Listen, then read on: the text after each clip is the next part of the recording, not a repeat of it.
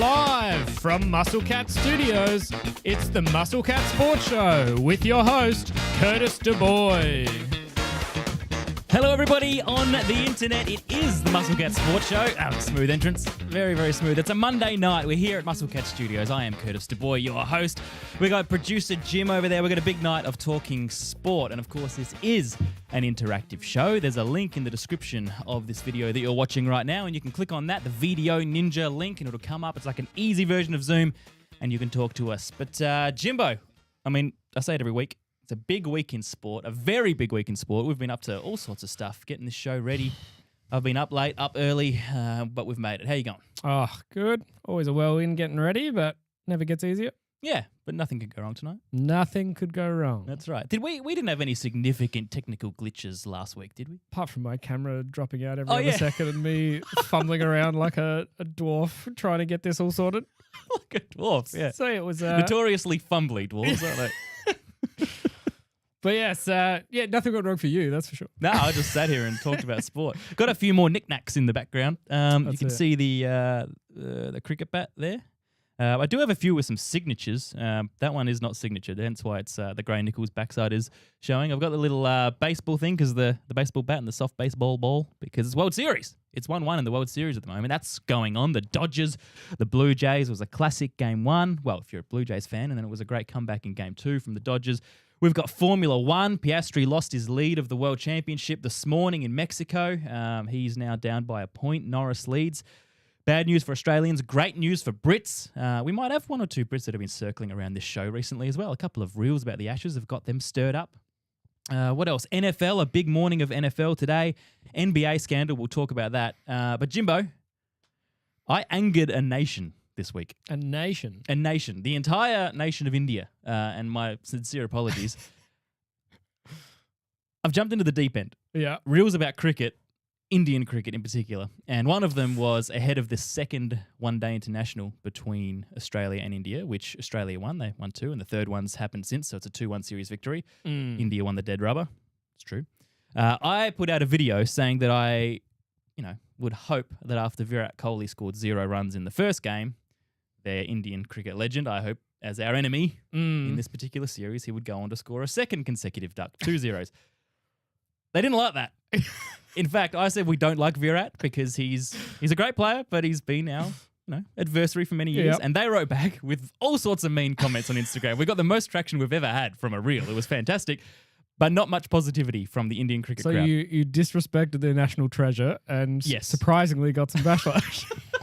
Yeah. If only you could have seen this coming. That's right. But hey, I'm just giving my true opinions. That's it. And I got called all manner of things. They said, we don't like your stupid show, which was fair enough feedback. We got called cheaters, which, yes, Australia did cheat in the sandpaper scandal. So, again, fair enough. One that maybe wasn't quite as fair was someone called me the unwanted son of Virat Kohli, which there's a few logistical issues. Yeah. There. He's 36. I'm 35. Yeah, that's the main one. Yep. He's Indian. I'm not. Other than that, it was a good bird. But I was surprisingly able to have a bit of reasonable back and forth. There are a couple of comments that I went back to and said, we say this because we actually respect him deep down and he's such a great player. And a few people did respond saying, that's good, we like that. So yeah, it was interesting. My first time I've waded into Indian cricket Instagram, and I would say it was a raging success. That's what I've been doing. Haven't won any over yet, I take it.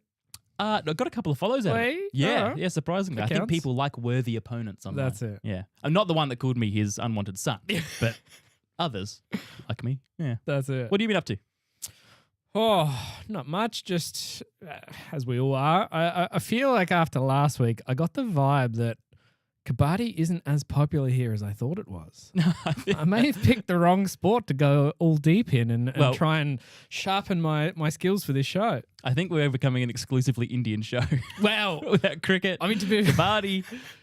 Yeah. I'm trying to popularize their sport. You're trying to tarnish their best players. That's right. So. Yeah. But we did genuinely have people who messaged us and said, I liked the Kabaddi chat. That's it. We had a fair few comments about it. So I felt it's only fair to give an update on where we're at because, as we all know, the league stage of Kabaddi Season 12 has come to a close, and we are now in the Well, the play-ins have finished. We're in the eliminator rounds. Right. So we've Finals. That's it. We've boiled it down to 6 teams now. So we've already had the play-ins. So we had the Haryana Steelers and the Jaipur Pink Panthers. They played off in the Is that in the copyrighted? Wow. Does Steve Martin own that team? Just put Jaipur in front of it and you're good. But yeah, so you had the Haryana Steelers get eliminated. It was a close 27-30 loss. Yep. So And they move on to play the New Delhi Bugs Bunnies? no, they move on to play the Patna Pirates. You've mentioned the Patna Pirates a couple of times old to me Patna this week. Are they the big boys? They are sitting pretty. Oh, they were like 7th seed, I think. So not Okay. not quite finishing strong. But to be fair, Haryana Steelers were the winners of last season. Right. So it was a bit of a shame they got knocked out. Yeah, okay. Well, it's up for grabs. That's it. Anything can happen. But yeah, so I guess you've got the Paneri Polton and Debang Delhi KC playing off tonight to winner basically advances straight through to the grand final. Really? What time is that game? I believe 3 a.m.? like 11 p.m. our time. Not Okay. too bad. Well, why don't we keep the stream going for 3 hours and we can do a live watch along That's it. of the That's preliminary it. final or whatever that is. Okay, so the final's in a couple of weeks, the grand final. Yeah, grand finals on the 31st. So it goes fast. Like Okay. they run their seasons from like August till end of October. Like they just Oh, that's quick. it's like daily games. It's like, okay. So it's like It's like the 120 Big Bash in cricket. Yeah, it's like 127 league games and it's just like daily ripping through them. Yeah, right. Well, any Kabaddi fans who are watching along, please call in. And yeah, tell James who have you picked a team in Kabaddi? Well, to be fair, I kind of did the gross thing and just backed last year's champions. That's what you which get, was mate. Now the Steelers are Haryana gone. Steelers, That's now what you they're get. out. That's what you get. See, I've always been a I will You strike me as I a will Pink Panther die fan. supporting those guys. So let's go. Yeah, I don't know who's now the I mean, I guess the favourite's the Paneri Polton. More Kabaddi updates to come. That's it. Yeah, all happening. Let's talk NBA because that has been a huge scandal. It's overshadowed the start of the season, really. For those who haven't seen it or kept up, I mean, this is not just sports news. This is world news. The NBA has been engulfed in not only a betting and insider information scandal, but also an illegal poker swindling scandal. There's sort of two sides to this problem. The first part is that there's allegations of match fixing or spot fixing, so inside information about NBA games being leaked before it's out to the public, so people who know things about injuries. The rumor has it that it was a LeBron James injury in one of the games that was leaked by a certain guy, not by LeBron. He's not implicated in any way. But then people realize, okay, LeBron's not playing against the Bucks, so people put money on the Bucks whilst the information is not public. Obviously, the odds are higher then. They stand to earn more money than when the information goes public and the odds tumble. So there's that part of it. Another part is that there is a current player, is it Rozier? Terry Rozier, is that his name? Miami Heat. And a current coach who have both been arrested from Chauncey Billups, whose name I spelled wrong in the ticker, unfortunately, but you'll forgive me for that. He's the Portland Trail Blazers coach who has been arrested as well. So there's 30 people that have been arrested across those two current NBA personalities, a former NBA player and coach, and apparently some mafia figures have been implicated in this, Jimbo. So it's a wide web, right? It's a wide web across a number of problems. The mafia aspect, correct me if I'm wrong from what you've read, apparently that comes into the illegal poker games where there was cheating systems set up for poker and people were swindled out of their legitimate bets. Is that right? Yeah, it's hard to tell because it's all very much unfolding. But I think allegedly, by the way, this is it's all allegedly. Yes. But I mean, there is a connection. I think they're saying on both sides that part of it was also on the match fixing side, or there's been, I mean, rumors or allegations of that for years going on, just no tangible proof. But when you've got players now getting pretty seriously implicated in, so obviously Terry Rozier kind of, obviously the videos are now surfacing of the match in 2023 that he had allegedly within 9 minutes of the game through an injury, which is what they're saying resulted in him netting. Wow. I mean, that's the thing I wanted to cover. We're not talking substantial money on. And for guys who are earning, that's the thing that bothers me the most. Is at least on the match fixing side, you're talking Terry Rozier, who the the claim is that he essentially put $200,000 on the under of a particular line on that game and netting tens of thousands in profit. Because obviously he's got to split that with co-conspirators, allegedly. But is that really worth it when you're talking a guy that's making millions a year, I'd imagine, at least? Well, firstly, it's never worth it. I mean, money True. aside, to completely tarnish... well, maybe. No, it's to more... completely you tarnish can at your least- career that you've worked for, the sport that you supposedly love, and blow this whole thing wide open. Like, the implications of this are so far. It was the 100%. FBI who arrested them. Kash Patel, the director of the FBI, the guy who was investigating the Charlie Kirk assassination, like the same guy who was doing the press conferences for that was doing the press conferences for this. This is as big as it gets. This is not a slap on the wrist sort of thing, if it's true. And the problem that this creates is that it throws the whole thing into jeopardy, right? Now everybody, like I've already seen on Insta, and I hate this stuff, like people looking at videos of games of, oh, look at this guy. Look at this guy's reaction to a missed bucket. Yeah. Oh, he must be in on it. And now there's allegations of guys who are probably completely innocent, have never done anything wrong. Now there's videos of them who are not related to this scandal being accused of match fixing because a couple of bad eggs, allegedly, have done this stuff. Everyone watching video of Shaq awkwardly fall down and saying, that's fixed. Yeah, he was just unco sometimes. That's just a mistake. Yeah. That's it. Yeah, so it's massive. It is huge. And it just, you got to wonder. And that's where, I mean, even on the gambling side of the illegal kind of gambling ring that was, again, I think, what did they say? Maybe... I'm trying to remember what the number was. Tens of thousands? No, it was 7 million. So they were accused of defrauding over years in these poker games, essentially $7 million from these people. But again, upwards of 10 people involved in that take. So again, you're talking splits.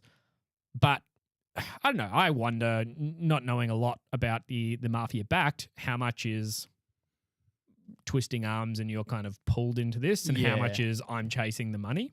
Don't know. Yeah. I can only imagine if mafia get involved, if you get any sense of blackmail or arm twisting, it becomes a slippery slope. But still, it's I mean, there's been a few scandals like that. There was one in cricket a couple of years ago. There's probably 4 or 5 years ago. There's Zimbabwean captain Brendan Taylor, who I think he was with a bookmaker. I think from India. I might be confusing my stories, but he was partying with him. He took some drugs, like they sort of took him out and gave him a good night. He took some drugs. They filmed it unbeknownst to him. And then the next day they show him the video and say, oh, we'll put this out unless you help us throw this game. And then that's it. He's obviously regretted it since, admitted to it, self-reported, all that sort of stuff. But that ruined his career for a good 4 or 5 years, and it ruined his reputation. He was the captain. He was held in such high regard. And it just took that one slip up with the wrong people, which put him under the pressure to go and do that. Yeah, and I think it was literally an NBA. It was like 2007, I think I was reading, a referee that was involved. Yeah. There's a full documentary on that. Oh, really? Yeah. I think it's one of the untold docos. Yeah, okay. Crazy. Yeah, it's nuts. Yep. So there you go. That's a nice, joyful way to start the show. But there is a lot of other good stuff going on. And we've got our first caller on the line. Let's do it. Alrighty. Who we got? All right, we've got Ibs. Ibs! Long-time fan of the Outback Quarterback podcast. How you going, man? Good evening, gentlemen. I hope you can hear me well. Can hear you very well, loud and clear. What's on tonight, mate? Nothing much. I've just put the kids down to bed, Love it. and I'm here to talk, as you can probably guess by the background, Yep. a little bit of birds. Let's do it. Philadelphia Eagles. That's a heck of a man cave you got going on there. I assume that's where you watch every game. You get up at 3 a.m. and loyally follow them. I do. I've been a fan for 21 years now, so since I was 11, 12 years old. So long time diehard. Been through the good and the bad. A lot of good recently. Yep, absolutely. Really good. The thing I want to talk about, do you believe Jalen Hurts has been underrated this year with what he's been able to do in an offense that's been pretty inept? It's chicken and the egg, right? When you say an offense is inept, inevitably there is some blame to apportion to a quarterback. When you say it's been great, even if their stats individually haven't been fantastic, then they get some of the credit. I have found his season a really difficult one to assess. Like even today, he only has, 170, 180 yards, throws 4 touchdowns, super efficient, right? He doesn't need 400 yards to have a good game. Some weeks you look at him and you go, man, he is on fire. He's hitting AJ Brown downfield. He's hitting Devonta Smith everywhere. And then other weeks it's nowhere to be seen and they need to rely on Saquon Barkley. I don't know whether it's been underrated. I think maybe myself and others got a bit too caught up in the Eagles are struggling narrative, maybe, because then they come out today and have a good win. But what I love about this team is that they keep finding ways to win more often than not. They're 5-2, right? Is that their record? Yeah, 6-2 now, I think. 6-2. 6-2. We have the bye next week. If you had listened to everyone talk about them this year without checking their record, you'd think they're 3-5. But they're 6-2, and they're going along fine. Is your thought that he's underrated in 2025? Absolutely. He's had, 4 or 5 offensive play callers since he's been at the Eagles. Yep. So you had Nick Sirianni, Shane Steichen. You had, I forgot his name. God, the guy that was his QB coach. Slipped my mind. If Doss was here, he'd be banging the table, telling us who it is. Honestly, Kellen Moore and now Kevin Patullo. And to be honest, I'm a football nerd in a way where I love watching film. I love watching the All-22 film, the X's and O's. Kevin Patullo's offense prior to the last 2 weeks has been pretty poor and extremely predictable.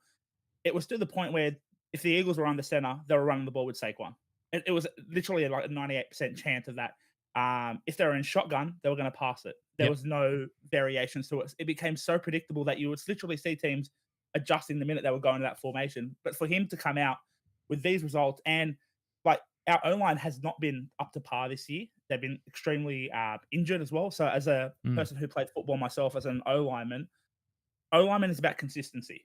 If there's no consistency in your O-line, there's going to be holes, there's going to be issues. And I think he's done a really, really good job with what he's had. To be honest, like he's been so efficient. Him and Patrick Mahomes are the most efficient quarterbacks in the NFL this year. And results, it clearly shows if you win the turnover battle, you are going to win the game. And bar that one interception against the Giants, he's keeping the ball safe. And if you're going to keep winning the turnover battle, you're going to keep winning games. That's a hugely important point, Ibs. You're right. He's not turning the ball over, and it's so easy to look at the box score and say, Jalen Hurts, 180 yards. Jalen Hurts, 205 yards. Where's the big passing game? But if he's keeping the ball, you don't need 400 yards a week to get it done. And it's also not sustainable, right? Patrick Mahomes has had to change the way he plays over his career to achieve success because he can't be a gunslinger every week because, as you said, it gets very predictable. Josh Allen, since week 1, he had 390 yards in week 1. He's not gotten near that in the last 6 or 7 weeks. So if there's one thing to be said for Hurts is that he doesn't need big numbers to have a good game. So I think that's a great point, and that'll hold you in very good stead. I mean, I'm not a Sirianni guy, head coach Nick Sirianni, so I don't want you guys to have success, but I fear you may be building towards something again. No, look, we are doing well. I won't take too much more of your time. We're doing really well. I'm very happy with the team. I truly believe that the Eagles are Australia's team, and I'm so well and truly for that. Obviously, we do have Jordan, which is a big reason, but we had Sav Rocker at first. Yep. We had Cam Johnson, the punter. We've had Matt Leo. We've even got someone in our IPP practice squad spot now. I believe we're Australia's team. I go Birds, baby. Follow my Instagram at Birds Down Under. Birds Down Under. Give Ibs a follow. Good man. Thanks very much for calling in, mate. Great to chat. Thank you very much. I'm a long-time fan. I'll keep listening. Good on you, mate. Chat to you soon. Thank you.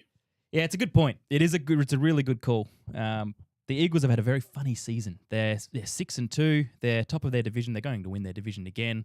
Last year they were pretty consistent and level and strong all year, and they blew the Chiefs out in our very first Outback Quarterback live Super Bowl show, where we had 90 people buy tickets and rock up at the Suburban Brewing Glynde and packed house. They were just unbelievable. I think it was 31-0 the score before the Chiefs finally scored, and a very humiliating day for me as a Chiefs fan hosting a Super Bowl show. So the Eagles are good. They are a professional party. They know what they're doing, and that's why fans like Ibs are so passionate, because they know they've got one up on us.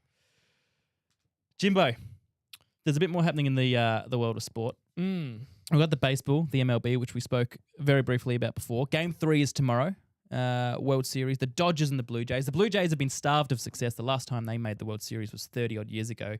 We had on the Thursday show Eric Bollner. I don't know if you saw that, but he is the host of the Baseball Expats show, and he was talking very passionately about what it means to the people of Toronto that their team is finally achieving some success. And it is on a knife edge. It's 1-1. You know, the Dodgers have the big star appeal. Everybody knows who the Dodgers are. They got Shohei Ohtani, the best player to ever play it. The guy can go 2 ways. He can pitch, he can bat, he can do it all. And then you got the understated Blue Jays who just might win it this year. So that's something to follow.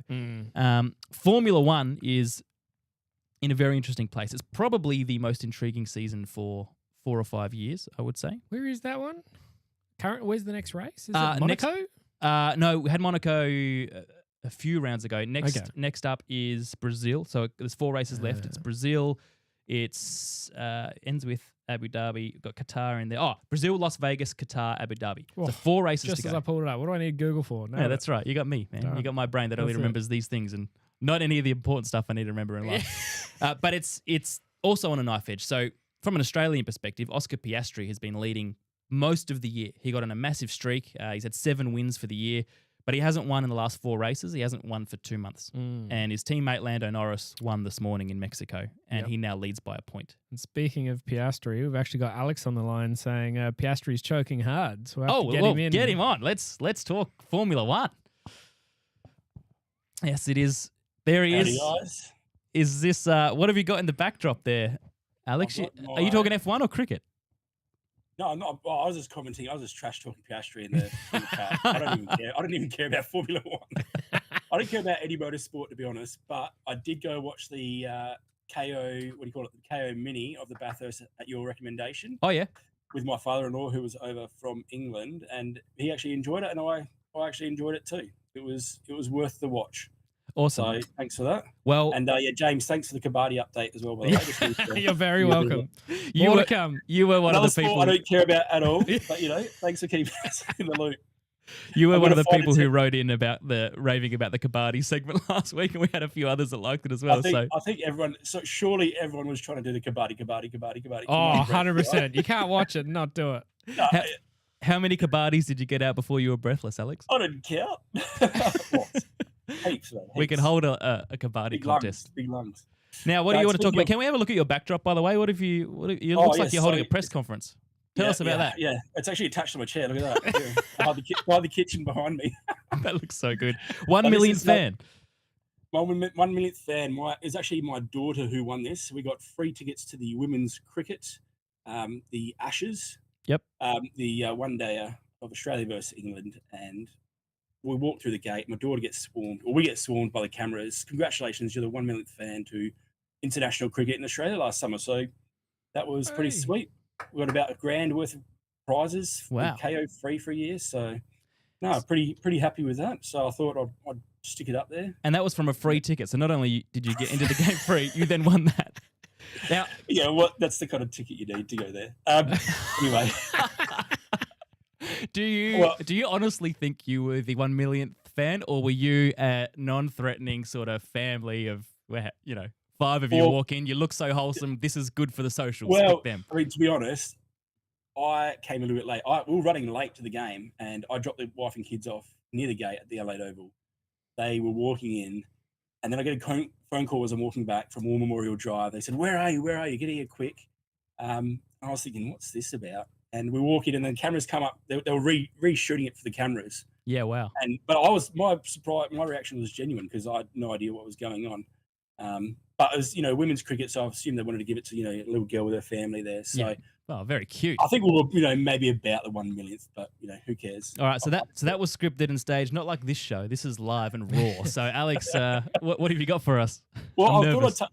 Before I get into the cricket, I was actually going to talk about women's cricket, believe it or not. Sure. But before I get into that, I thought I'd touch back on something from Adam said in episode 1 about choosing an NFL team or choosing a team in general. He was talking about how you have to have a connection, or you might have a connection and choose that way. Yep.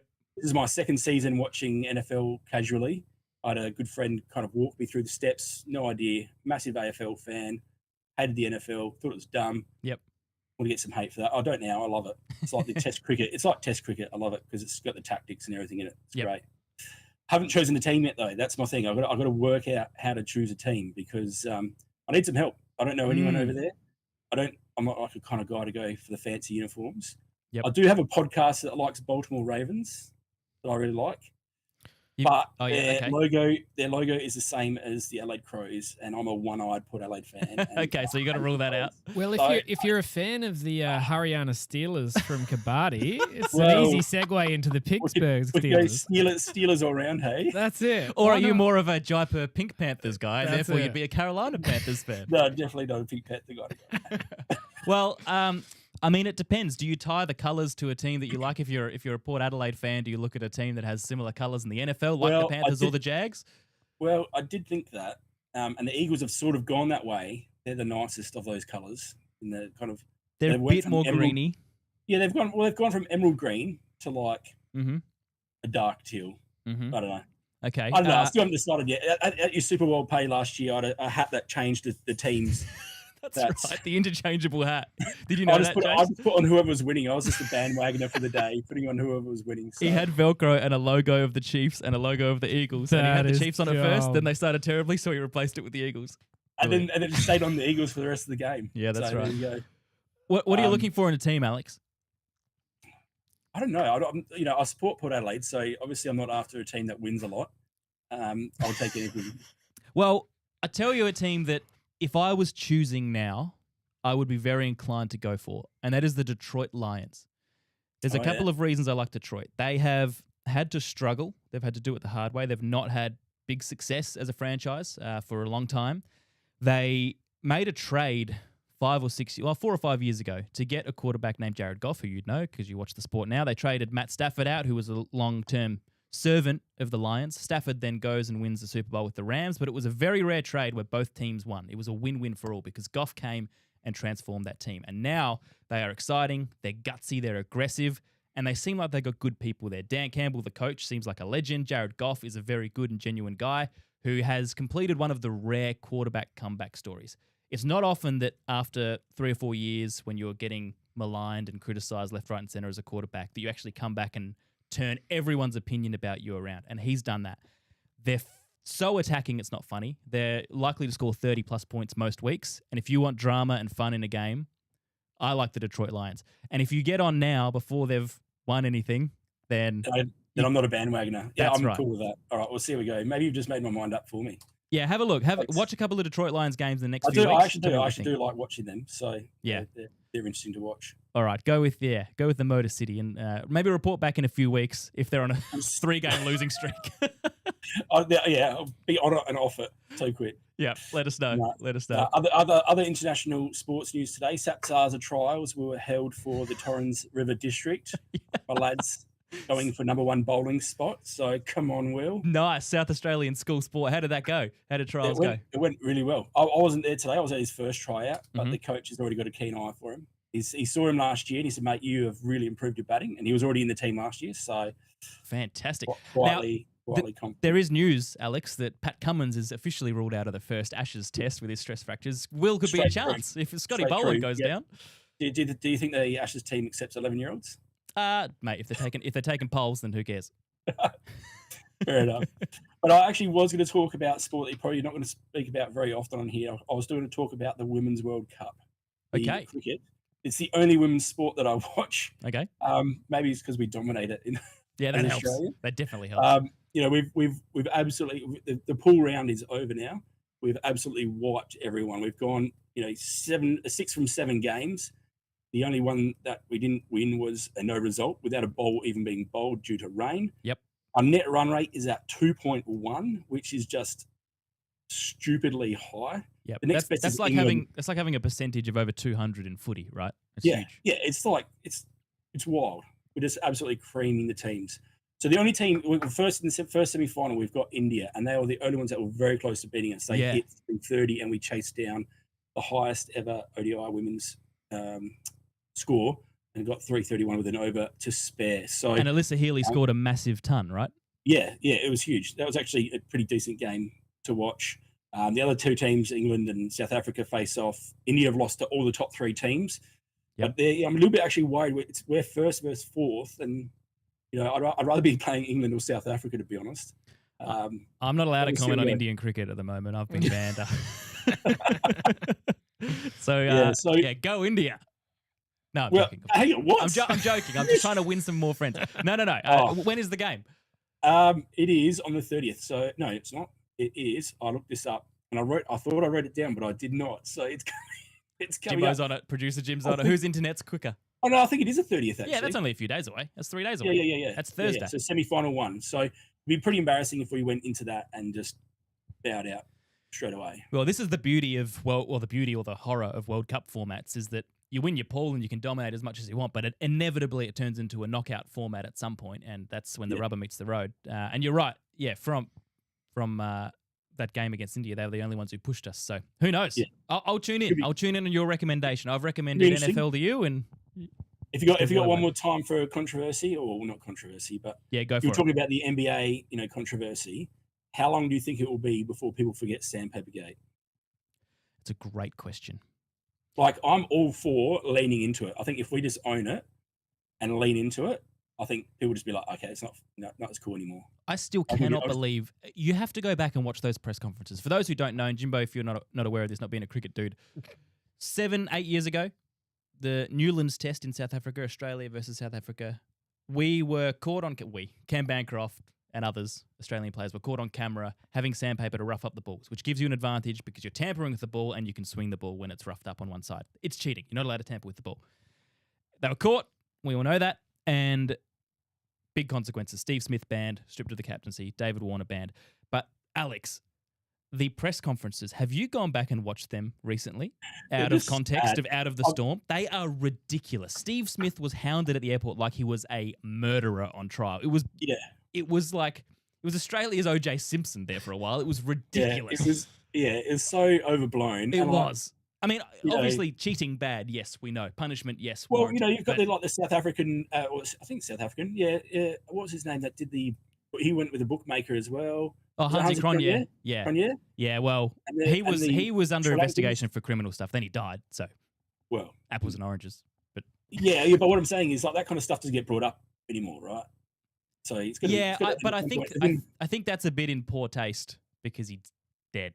I don't think we can brag over South Africa's conduct when he's no longer with us. I don't know. I'm not bragging. It doesn't bother me. The Sandpaper Gate doesn't really bother me, right? But I wonder how long it would take. People selling. People coming to games now and still handing out bits of sandpaper and stuff like that. Is that still happening? Yeah. And they got you remember that mask? I think that's funny. You remember that picture of Steve Smith cry, that like really yeah. mask? I mean, they're good. Well, mate, I spoke about my Indian cricket post this week, and the comments on that were 40% about Australia being cheaters. That's why I brought it up. I saw that. But I was like, how long is it going to last? I mean, I don't care. I think we lean into it. Yep. And we just start selling sandpaper, like they do at the American baseball games, like, throwing hot dogs to people, just throw rolls of sandpaper out, just lean into it. Well, the amazing thing is Cam Bancroft was a candidate to get into the Ashes team again this year after 4 or 5 years out. But yeah, press conferences. If nobody's watched the David Warner press conference recently, go and have a look at that. It is the worst performance, the worst PR strategy in a press conference I've ever seen. And it's almost bar none. So do yourself a favor. Thanks, Alex. I think we've got another caller on the line. So no worries. Have a good night, guys. We'll let them in. Cheers, mate. Well, that was jam-packed. That was an action-packed call. I like that. We went all over the map. That's it. It's everything. All right, Jim. Next up, we've got, apologies for pronunciation, Lethan. Oh, Lethan. I think this is another long time Outback quarterback listener. That's me, boss. Lethan, how are you, man? Good. What's going on? Yeah, no. I won your giveaway on your trading cards. I'm still chasing the same high. I haven't caught it again yet. But you've entered every competition since. I was worried you were going to say you're still chasing me up for the prize. I'm glad it got to me. No, they come. No real big winners, no inserts or anything, but that's all right. Now you're hooked. What do you want to talk about, man? I just wanted to say to Alex, just throw a team out there for his consideration. Do it. I'd throw the Chiefs out there. Well, throw the Chiefs out there. Look, I mean, I'm a Chiefs fan. So I'm biased, but please make the case. Just if you're a proper fan of a team, you should be getting people to support them and not anyone else. So, well, look, hang on. Let me defend myself here. I mean, I do run what I like to think is an objective NFL podcast. I'm the host. Dos can be all Packers, Hawley can be all Patriots, but I got to hold this ship together, man. No, you're right. I'm a bit one-eyed for my Chiefs. How long have you been supporting the Chiefs, and what made you choose them? I've actually got a pretty funny story about it. I was in Canada in 2016 doing a year of school over there. That's when I started playing football. And then after I come home, I still wasn't really watching it. And I had some friends from over there that were trying to talk me into watching it. And I was like, okay, well, I need a team to support. Yep.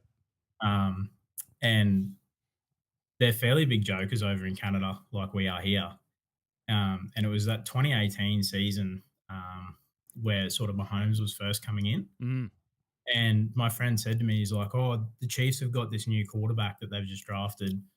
He's Australian. And I was like, oh, beautiful. Australian quarterback. Done. I'm in.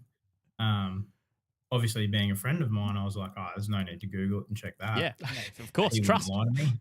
He wouldn't lie to me. And then, yeah, they very quickly launched into success. And I've been labelled with the bandwagon tag ever since. Well, you know, funnily enough, I got properly into the NFL about the same time, which just happened to coincide with their success. So I was watching almost every game for 2 years until Mahomes hit and became the best player or one of the best players in history. Yeah. And you know what? That's the price you pay when your team is successful, Lethan. They are always going to doubt us. They're always going to call us bandwagon fans, but that's because they've won nothing themselves. You know, that's so they got to throw laugh barbs all the way home with my 3 Super Bowls. Exactly. You should buy some replica rings, man, and just wear them around and flaunt it. You know what? I've looked for them. Have you really? I love that. I've really looked for them. I haven't found any decent ones yet. I found some really, really cheap Temu looking ones, but yeah. Well, I tell you what, ones. if we run another competition on one of these shows where you can win NFL cards or whatever, and if you hit an autograph that's worth it, sell that off and buy yourself a decent ring. But yeah, I should do. Yeah. I will tell you my story because I've got a connection as well, and you would have heard this on the Outback Quarterback NFL show. I've always said, the reason I like the Chiefs is because I have friends from Kansas City, right? They started a church here in Adelaide in 1995. Our family went to that church, and some of them are back in Kansas City now, and we've been to visit them, and some are here. And I'll get him to go the try screen because I sometimes refer to him as the Kansas City Kid. That's Jim. This guy. Producer Jim. He was born in Kansas City. Born and not raised. Not raised. Fled as early as they could. That's it. I heard. 4 years old. Yeah. Any memories of Kansas City, Jim? Too young. Only of the sweet, sweet Chiefs. Of which you have not followed in any capacity. Wow. I've been a follower, but not a diehard watching. You know what? Yeah, I grew up wearing Chiefs t-shirts and everything that grandparents would send over. Yep. But yeah. Yeah, I reckon there's photos of you in some stuff. I reckon I had a shirt or a hat at some point. So yeah, there was Kansas City fever at our church in 1995, Lethan. So we're legit, man. We are maybe I got to remember who was quarterbacking at that time so I can sound legitimate. Yeah, all right, good call. One thing before you go, Lethan, if you couldn't recommend the Chiefs, say we had to rule that out, who's the NFL team that you would recommend? I want to say the Patriots because I mean they were really successful, for a long time, but not because of that. But yeah, everyone hated them for the whole time Brady was there. Yep. And then they went through this period after Brady left where they were basically the Raiders. They sucked. Yep. But now they've got Drake May. They're looking pretty stout this year. They look good. They look good. And it must make everyone in the AFC East sick. The Buffalo Bills fans who thought this was their time. Now the Pats are ahead of them again. Yeah, we're looking at an NFL where, the Patriots are doing well, the Chiefs are doing well. People are having flashbacks to, 2018. It's genuine good. PTSD. That's right. Yeah, it's insane.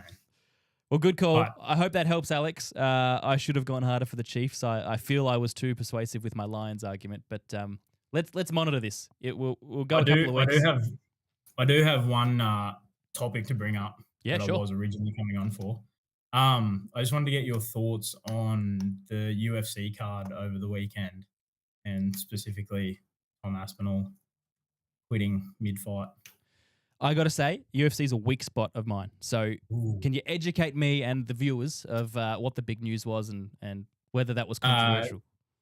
UFC heavyweight world title. Tom Aspinall, who famously got the title after John Jones retired. Mm-hmm.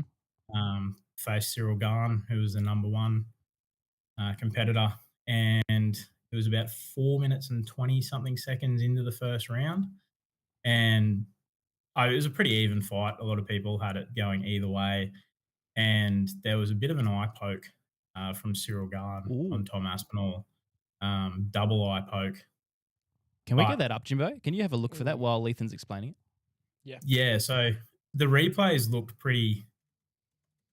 All right, I don't think it looked as bad as everyone's saying it was. Okay. But he had his eyes closed. It wasn't particularly deep. How deep does it need to be?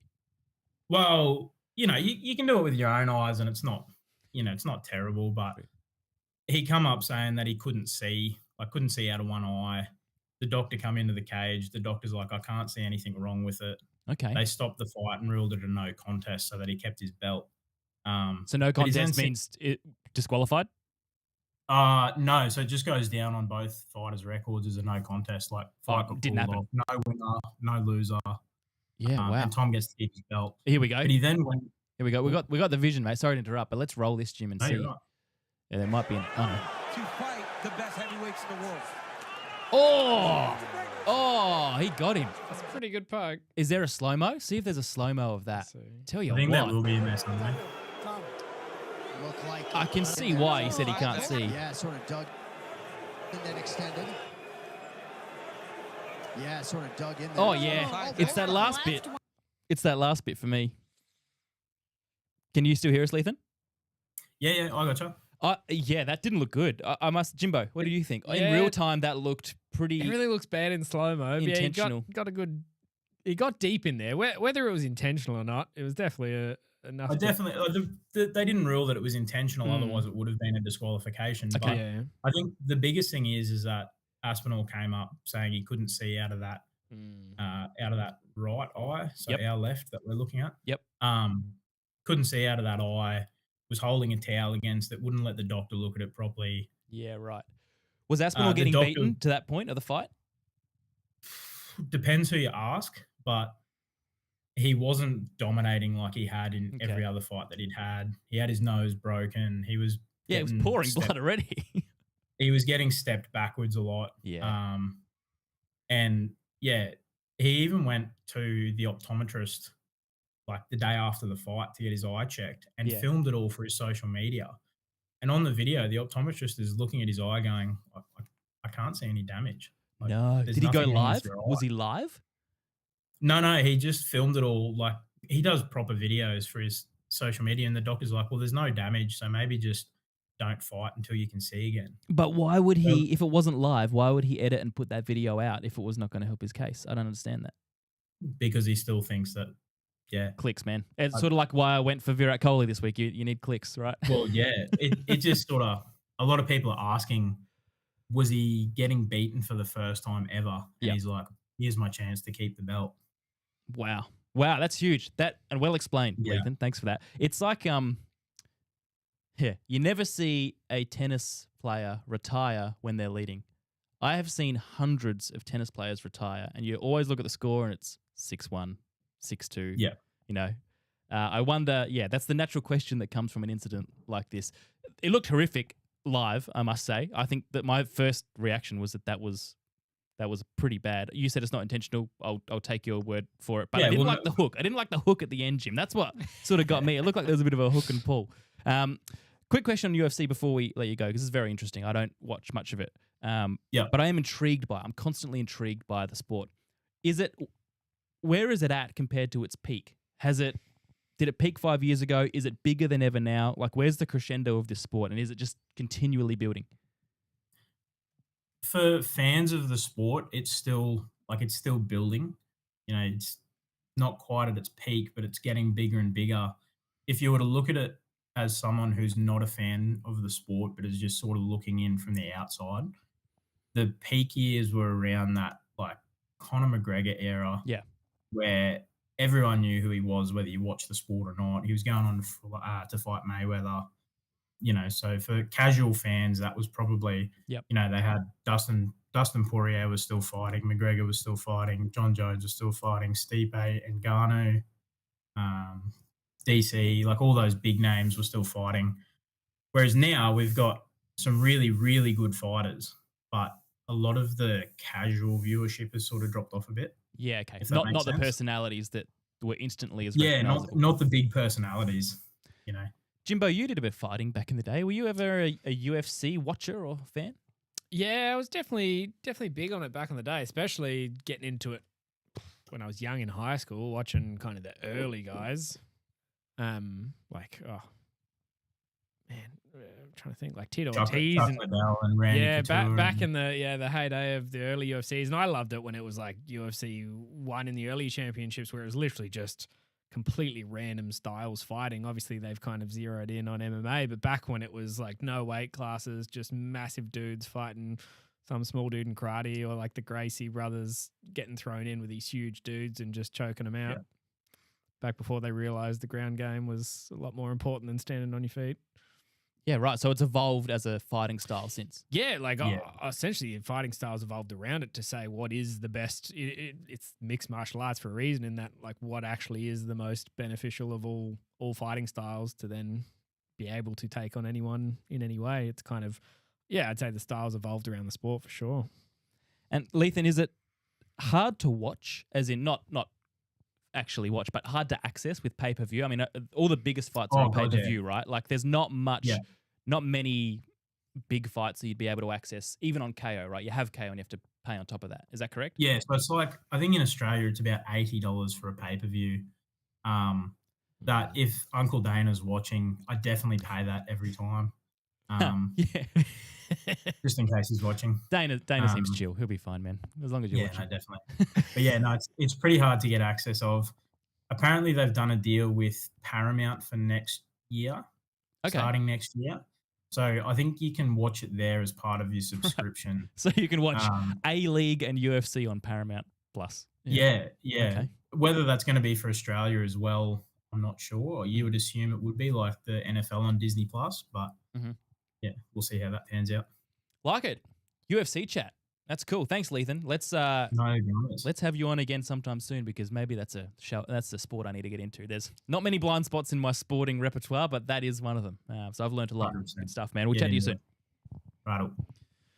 Jimbo, I have memories of you, of you, much to your mum's chagrin, showing us how you could make yourself pass out from a chokehold. I got choked out a couple of times, both on film. You got to do it for the camera, otherwise it doesn't count. Yeah, but couldn't you do it to yourself? Wasn't there some? Yeah, if you basically mimic cutting off the circulation like a choke does, you can black out. Yeah, that's not advice for anyone watching, but it's just we're just saying it's possible. It is possible. How long did you fight for? What kind of fighting were you doing? I did it for maybe 4 years. Started with, I was mainly doing Brazilian Jiu-Jitsu and shoot fighting, so I did that for 4 years.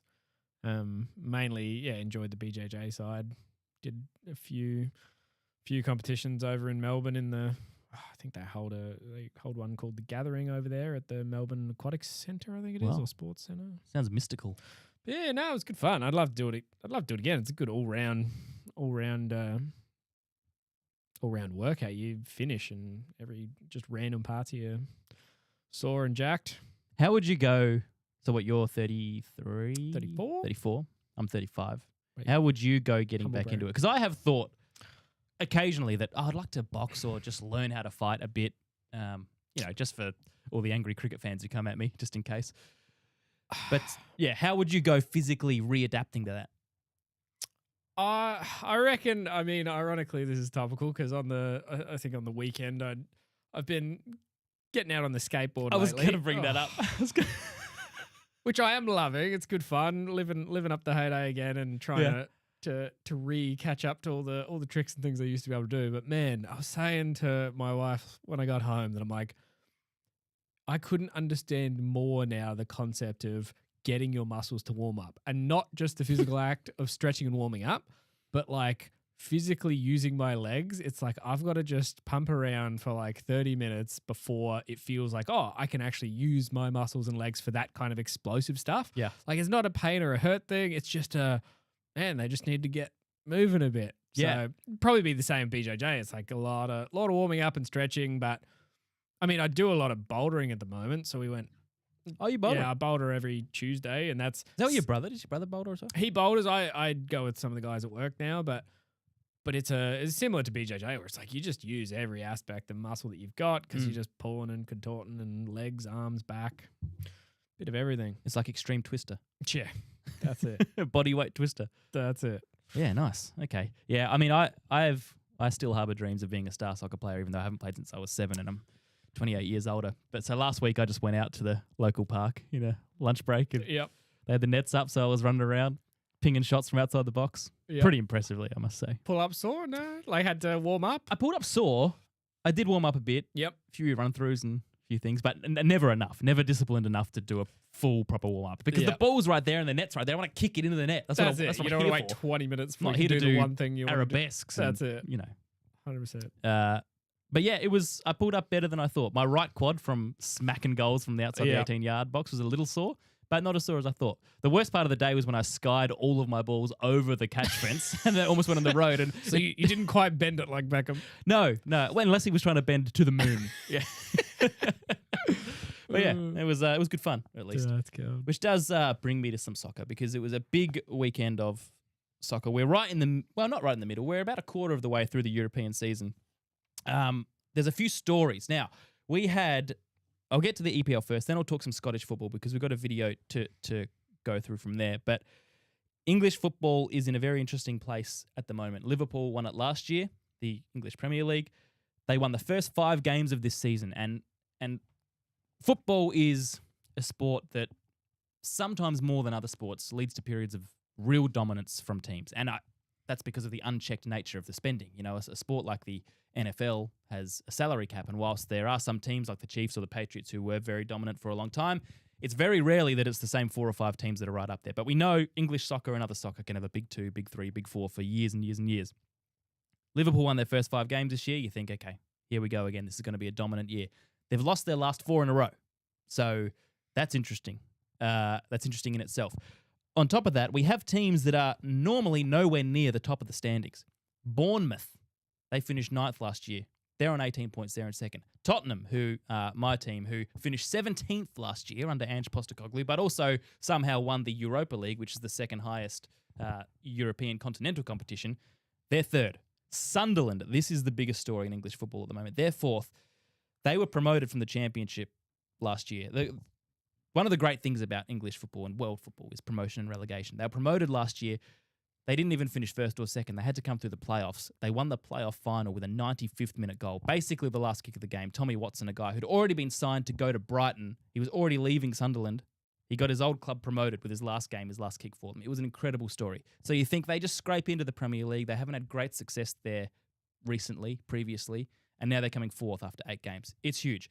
4 years ago, they were in the 3rd tier of English football. So they've come up 2 levels and now they're mixing it with the big boys. Will it last? Don't know, but it's a great story. And then you've got Man United, who, for anyone who's a casual soccer fan, thinks Man United best team in the world. Not these days. They have really struggled for the last few years. They were 15th last year, which is unheard of, really, in their history. And now they're back up to 6th. So not perfect, but they're above Liverpool and it's very exciting. Scottish football. I said last week on the show, Jimbo, that I was watching the game in Como, glamorous Italian football. Yep. I was watching the game, as your camera just goes off there for a second. I was watching the game in Scotland, and it was a very interesting dichotomy, very different scenarios. One drizzly Scotland, one glamorous Italy. And it was a game where Dundee United upset Celtic, and Dundee were not expected to win. Celtic have won 14 out of the last 15 titles. And I said a team called the Hearts of Midlothian, who have not won the title in Scotland since 1959-1960. I said they were on top, right? And it was only after 8 games. They were clear by 5 points. Good start, but it probably won't last. Well, Hearts played against Celtic last night. Hey. And it was one heck of a game. The place was pumping. Tynecastle is where they play. That's the name of their stadium or the name of their area.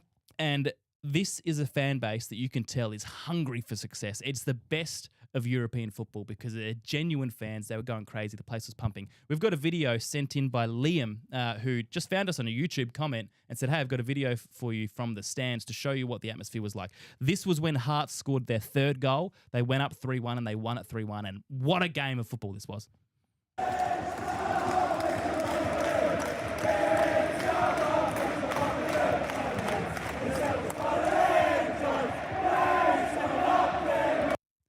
Now, of course, it's hard to always tell exactly the atmosphere from a tinny camera and speaker, but you can just see how engaged the whole crowd is. There's not an empty seat there, right? And this is Scottish football that doesn't always sell out. The Dundee game last week had about 60%, maybe 50% full. But these guys are on. They can sniff success. And to beat Celtic, even in a one-off game, is huge. But to beat them and go 8 points clear after 9 games, this could happen. This could be the first time in 40 years that either Celtic or Rangers don't win. It's a story. It is. And are sports fans the most, or soccer fans the most kind of enthusiastic? I feel like post-soccer matches, you have cars getting flipped over and set on fire. And the great thing about that is you can't tell whether they won or lost. True. So It's sometimes just an they flip when excuse they to win. riot. Sometimes they flip when they lose. Would they be the most passionate sports fans, do you think? This will upset a lot big of people. call. Get in the comments. I think on balance, yeah, good question actually. If you're watching, put that in the comments. Who do you think is more passionate than soccer fans? I think so. With that comes a lot of good, like the spirit that you see around a team like Hearts, who are experiencing the good and they're rallying together. You also see the bad. You also see the hooliganism. You see the ultras in Europe, which are a pretty scary breed.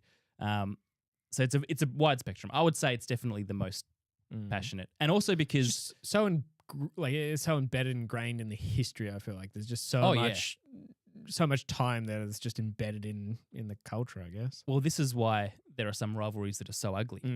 Celtic versus Rangers, same city, but different religious beliefs going back at the formation of the clubs, and hence why there have been clashes between those guys for years. I think, and I don't think this definitely doesn't happen anymore, and I don't know if this was a wives' tale, but there was a rumour in the 90s that on average, every time Celtic and Rangers played, someone died. Jeepers. So every time, what a stat. Every time I watch soccer now, my brother comes in and goes, "Has the person died yet?" And it can be like A-League with 3,000 people. Has a person Such died bad yet? press. Like, okay, somebody's dying today. Yeah. They didn't On flash average.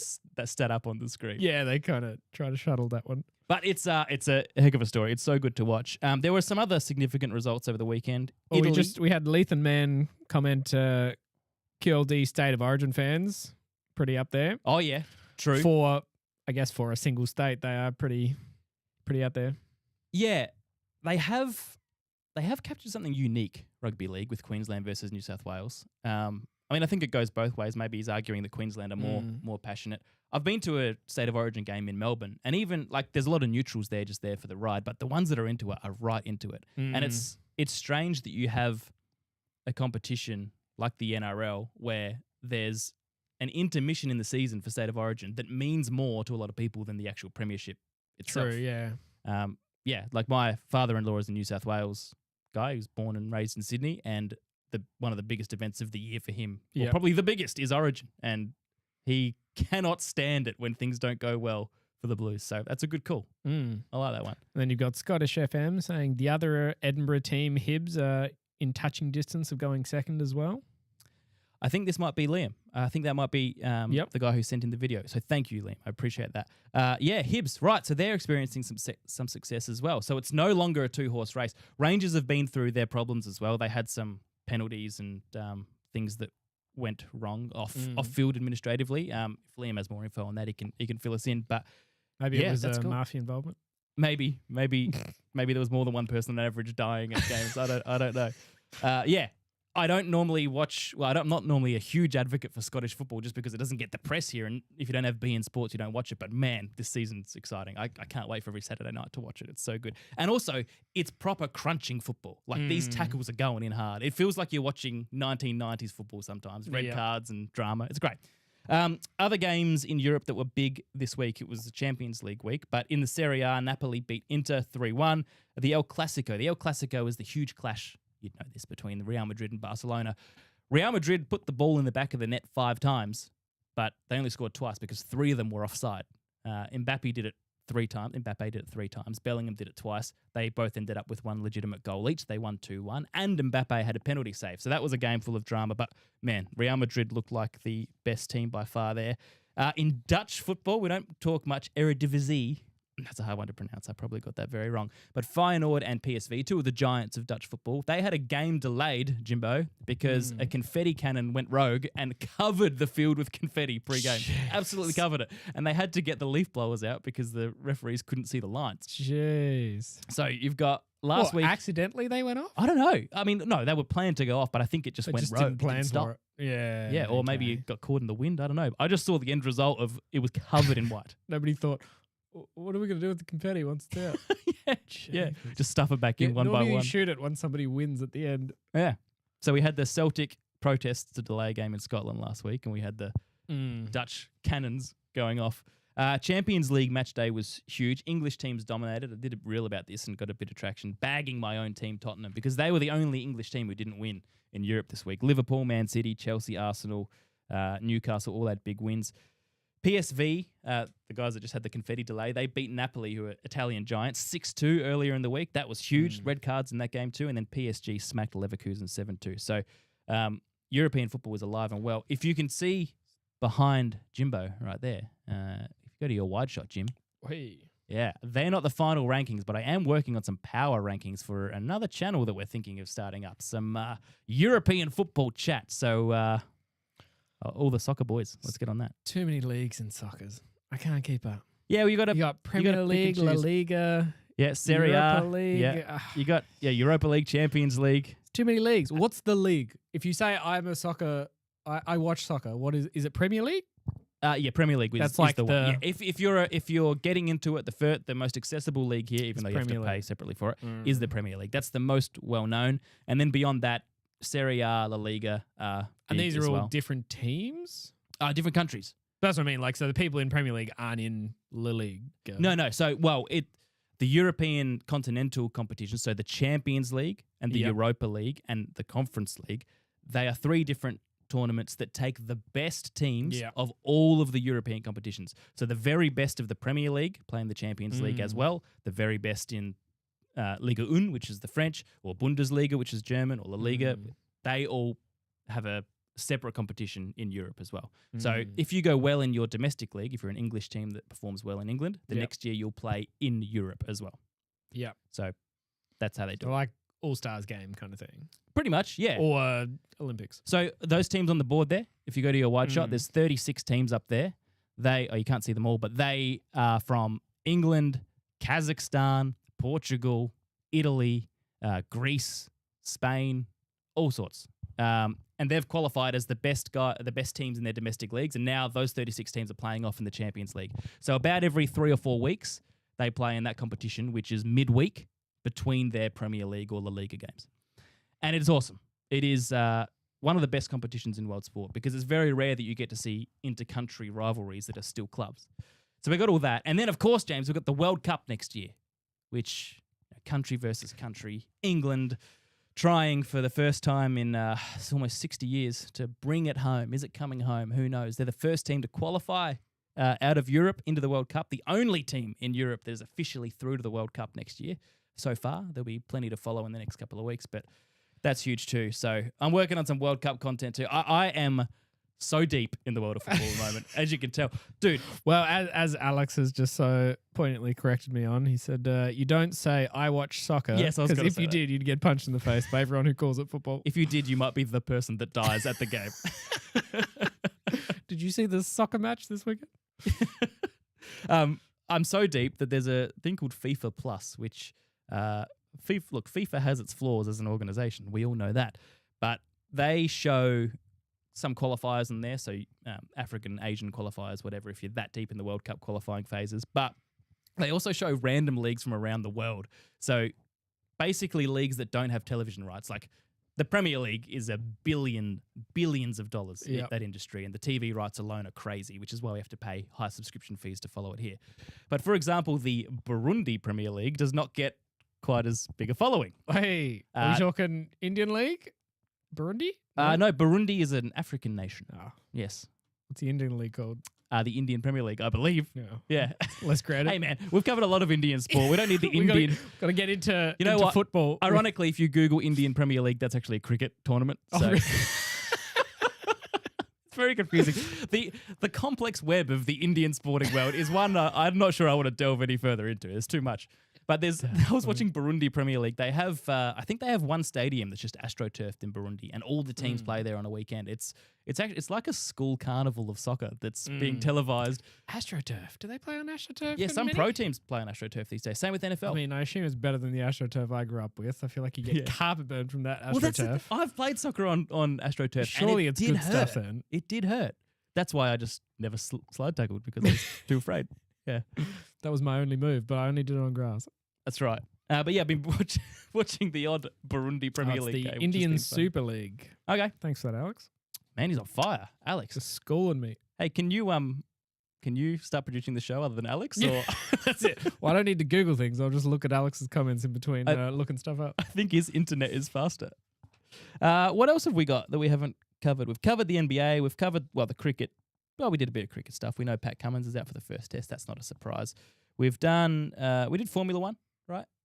Yeah, we covered all the next Las Vegas, Qatar, and some of the other ones. Oh, yeah, Abu Dhabi, Brazil. I think I was halfway through saying that Lando Norris has taken the lead by 1 point over Oscar Piastri and closing in is Max Verstappen, but it was a great weekend for Lando Norris. So he's on 357 points, Piastri 1 point behind, and Verstappen is 36 points behind with 4 to go. So that's still on. That's a heck of a battle there. We've covered football, we've covered baseball, we've covered a little bit of NFL. A few very surprising results today, which we'll talk about on the Outback Quarterback podcast tomorrow. That'll be out about mid-morning Australian time. The Dolphins, who were 1-6, they somehow went to Atlanta, who were 3-3 and looking much better, and smashed them 34-10. WTF is next to my notes there because that's so surprising.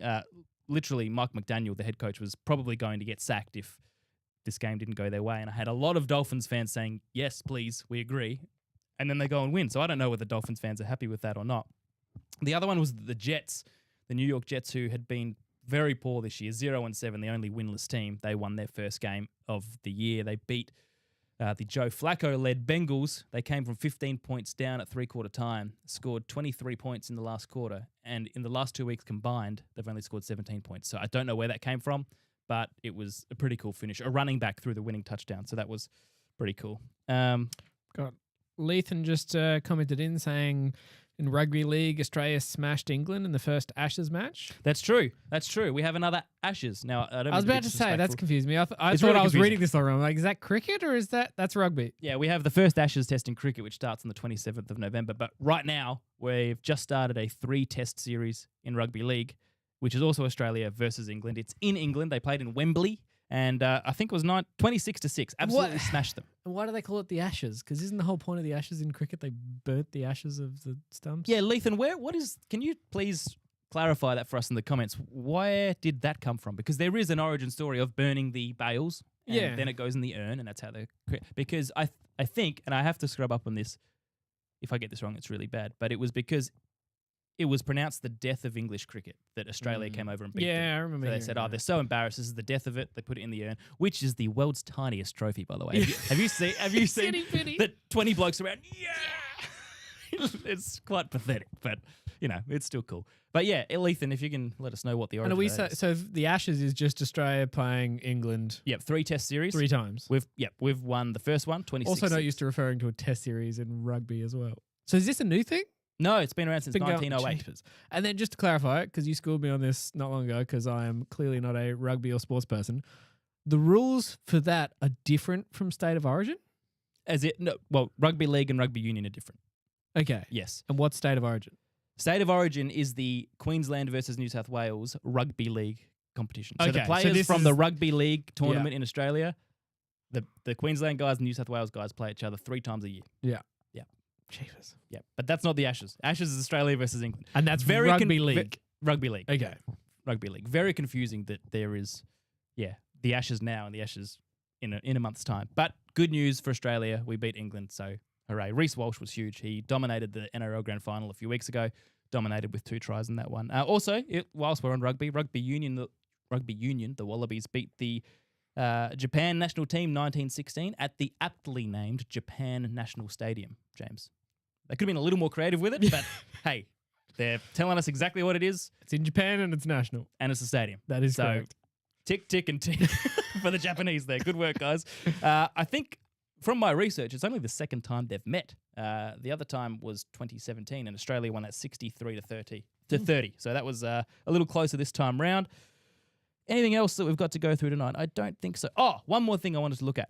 When I do that, does it look like I'm telling you to stop, or does it look like I'm excited to make a point? Either way, it's my excited finger. The golf, the PGA Tour, we're almost at the end of the FedEx Fall Cup, which is the guys who are trying to secure their full PGA Tour card next year.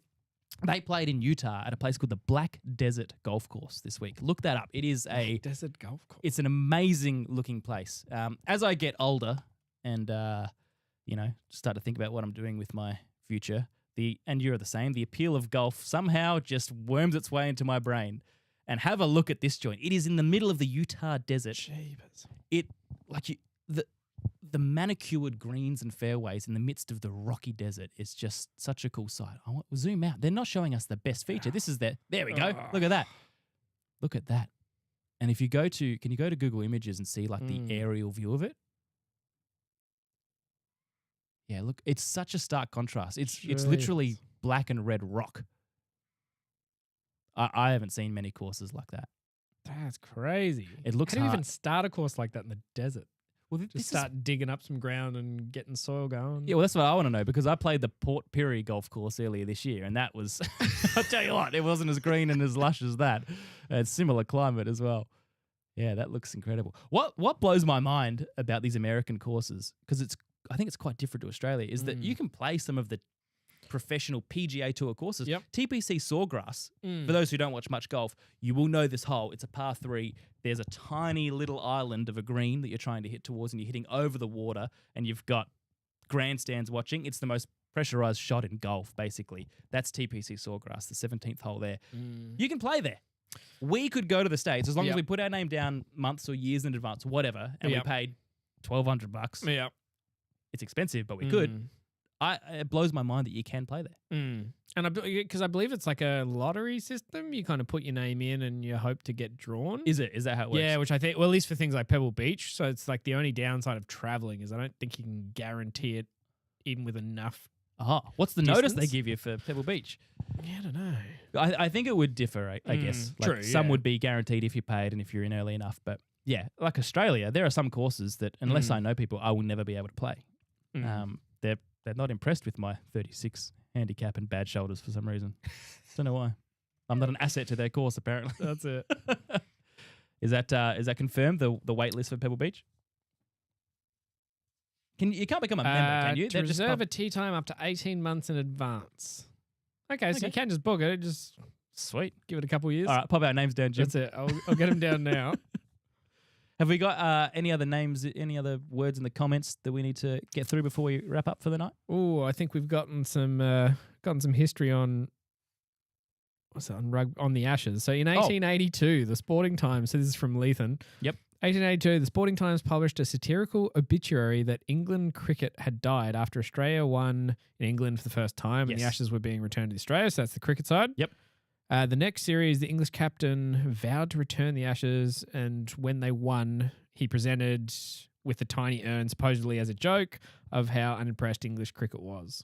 Okay, cool. So I was pretty close with that. Pretty but much bang on. what's the rugby Ashes origin story?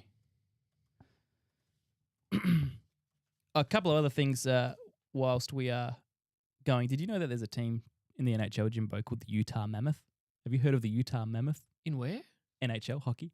No, Utah They've just Mammoth. named them. They were the Utah hockey team last year, and now they're the Utah Mammoth. They have won 7 in a row, and the New Jersey Devils have won 8 in a row. I bring up NHL while Jimbo's Googling away because I bet some people watching this didn't even know the NHL season was on. If you don't have KO, or if you don't go through the complex web of ESPN or Disney or whatever it is these days where you have to pay exorbitant amounts of cash just to see NHL games in this country, then you would have no idea it's on, which is a shame because it's a great sport. What do you got, Jim? It's saying in September 1908, the first touring Australian rugby league side arrived in England and played their first ever test against the English side in December in London. 2 further tests were played. The Australians suggested that the series should be called the Ashes, and the name stuck. That's very That sucks. So 20 years post the cricket Ashes being established. oh, let's call it the Ashes. Come on, Why guys. not? Oh, it's English. Come and on. England and Australia. Oh, the Ashes. Why not? Hey, there's a sport called rugby union. What should we call it? Rugby, I don't know, league? League. All right. No, I don't want to disparage our league followers because I know there's a lot of people that love it. And you talk about passionate fans, we might have some nasty comments. Thanks, Lethan, for the history. All right, I think that's us for the night, Jimbo. That was a good show. Thanks, everyone, for calling in. Great calls tonight. Really good quality calls. Good comments, good activity. If you haven't already, hit subscribe because there's a lot more to come from this channel. You would have seen the reels we're pumping out. Like I said, there's other content that we're working on, but this is the flagship show of the Muscle Cats Sports, the sports show at the moment. We love going live. It is fun. It is unpredictable. And we got through a bit of our stuff tonight, but there's a whole script that often doesn't get used because you guys are the best. So thank you very much. New callers tonight. Really appreciate it. We'll be back in a week's time. 8 o'clock South Australian time next Monday. Tell your friends. Hit subscribe. 8:30 Eastern time. And if you're somewhere else, you can just convert the time zone. I don't know all of them off the top of my head. Thank you, producer Jim. And No worries. oh, right to the end, he said something I was muted. muted, ready to go. He was ready to play the song. Through to me when I wasn't expecting it. We'll see you in a week. Thanks very much for watching.